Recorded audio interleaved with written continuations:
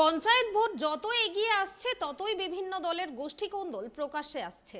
পঞ্চায়েত ভোটের আগে ফের তৃণমূলের গোষ্ঠীদ্বন্দ্ব প্রকাশ্যে এলো। দলের অঞ্চল সভাপতিকে মারধরের অভিযোগ উঠল গ্রাম পঞ্চায়েতের উপপ্রধানের বিরুদ্ধে। এই ঘটনাকে কেন্দ্র করে ব্যাপক উত্তেজনা ছড়ায় এলাকায়। এই ঘটনাটি ঘটেছে কালিয়াগঞ্জ বিধানসভার বীরঘই গ্রাম পঞ্চায়েতে। বুথ কমিটি গঠন নিয়ে কালিয়াগঞ্জ বিধানসভার বীরঘই গ্রাম পঞ্চায়েতের তৃণমূলের দুই গোষ্ঠীর সংঘর্ষে তৃণমূলের অঞ্চল সভাপতিকে মারধরের অভিযোগে চাঞ্চল্য। আহত অঞ্চল সভাপতি রায়গঞ্জ মেডিকেলে চিকিৎসাধীন। অভিযোগের তীর পঞ্চায়েতের উপপ্রধানের বিরুদ্ধে। তবে তৃণমূলের গোষ্ঠীদ্বন্দ্ব মেনে নিলেও এই ঘটনায় তিনি জড়িত নন বলে দাবি করেন উপপ্রধান। ঘটনাকে কেন্দ্র করে তীব্র চাঞ্চল্য ছড়িয়েছে এলাকায়। কালকে আমি ভোপালপুর বুথে বুথ কমিটি গঠন করতে গিয়েছিলাম।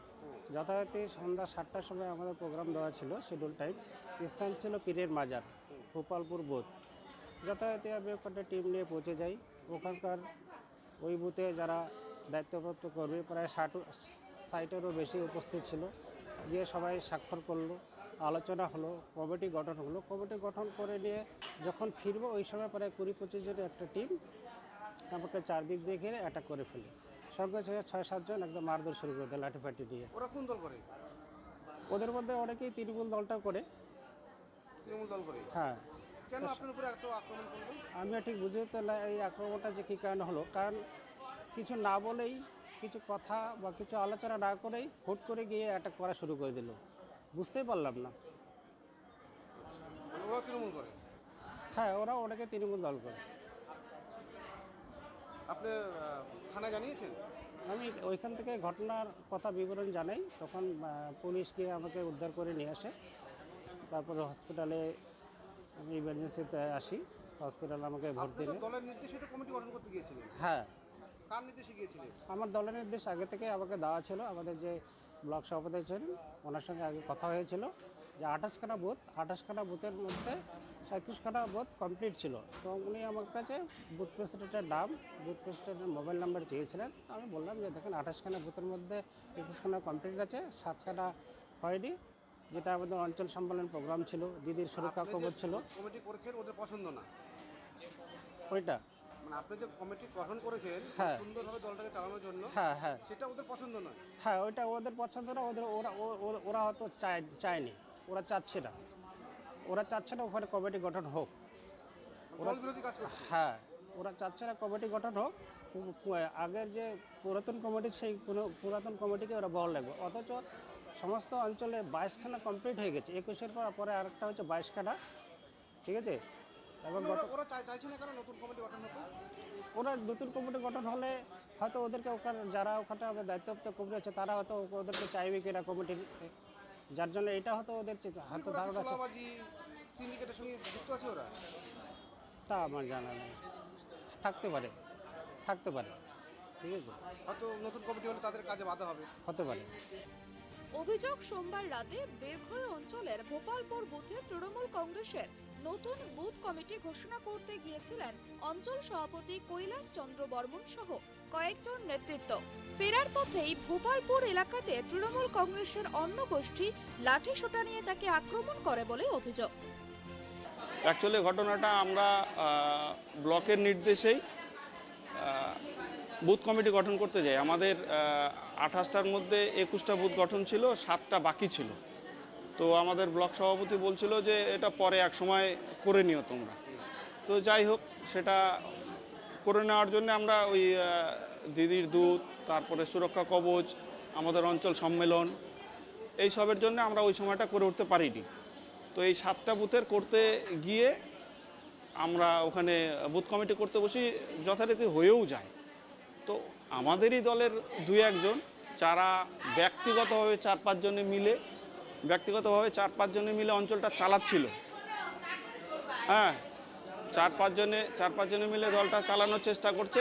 এখন সাংগঠনিকভাবে গোটা অঞ্চলকে ডাকা হচ্ছে, মেম্বারদের ডাকা হচ্ছে, বুথ প্রেসিডেন্টের ডাকা হচ্ছে, সেটা তারা চাইছে না। আপনি এর আগে খোঁজ নিয়ে দেখবেন যে আগে অঞ্চলে মিটিং করা হতো না।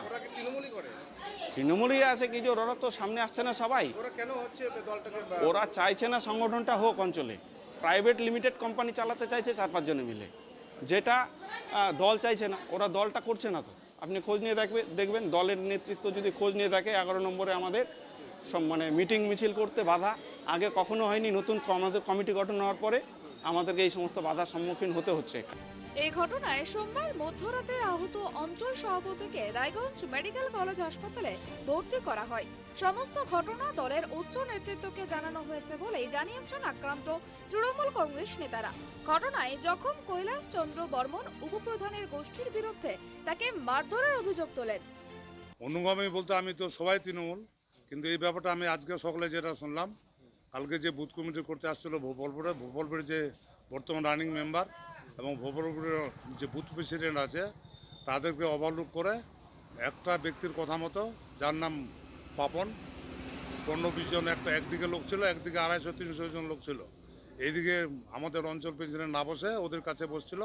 এ নিয়ে বসা শুরু হয়, মারধর এমন কিছু হয়নি, টানা হিচড়া হয়েছে, এই অবধি আমি শুনলাম সকালে আজকে। উনি তো অভিযোগ করছেন আপনার অনুগামীরা করেছে আর হসপিটালে ভর্তি হয়েছেন। আমার অনুগামী বলতে তৃণমূল, আমার অনুগামী করছে তার প্রমাণ দিতে হবে। ওইটা হচ্ছে কথা বলে থাকে, তাহলে আলাদা জিনিস। তার মানে তৃণমূলেরই গোষ্ঠীদ্বন্দ্ব। তৃণমূলের গোষ্ঠীদ্বন্দ্ব, এমন ভাষা ব্যবহার করছে, গন্ডগোলটা হতোই না। যেটুকু আজকে সকালে গিয়ে শুনলাম যে মুসলমান এরিয়াগুলোতে গন্ডগোল হচ্ছে বেশি।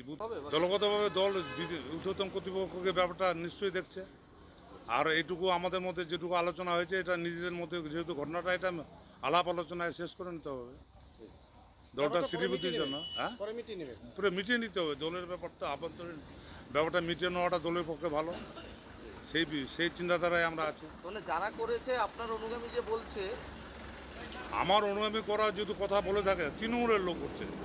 আমি তো একটা কথা বলে দিলাম, বারবার একটা কথা বলতে গেলে খারাপ তো হবে। আপনি তো দীর্ঘদিন থেকে তৃণমূল করে আসছেন। হ্যাঁ, দীর্ঘদিনে করছি, কিন্তু আমার যদি ওখানকার বুথ প্রেসিডেন্ট বা ওখানকার যে রানিং মেম্বার সে কমিটির ব্যাপারে যদি না জানে, প্রতিভা একটা ব্যক্তির দ্বারা যদি ইসরায় চলে অঞ্চল প্রেসিডেন্ট, তাহলে ওই অঞ্চল প্রেসিডেন্টের সিদ্ধান্ত কী হওয়া উচিত ছিল?